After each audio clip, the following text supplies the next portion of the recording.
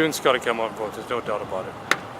The future of Alberta, the future of this city, is dependent on our educated economy. Making sure the students have the education they need to be able to compete, to make sure that they're not denied access to education, make sure that the education is well supported by funding, by frontline staff, not by bloated administration, ensuring that the education is of quality. That's the thing that Wildrose wants. We don't want quality management to spend a lot of money. We want quality management to take care of their students.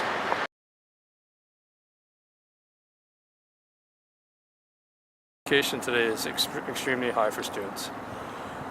I remember the days when I went to school.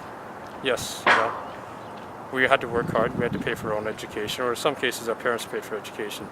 Student loans were out there, but they weren't as significant as they are now.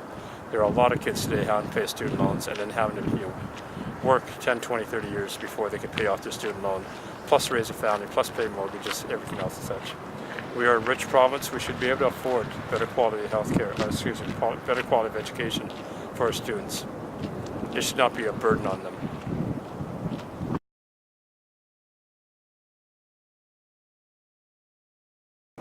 Wildrose wants, number one, like I say, restore funding to students, to schools.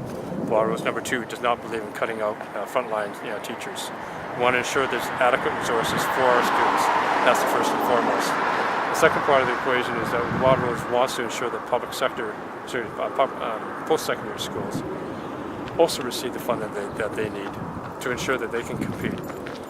It's not about necessarily building infrastructure as much as we do need space. It's also about funding the program.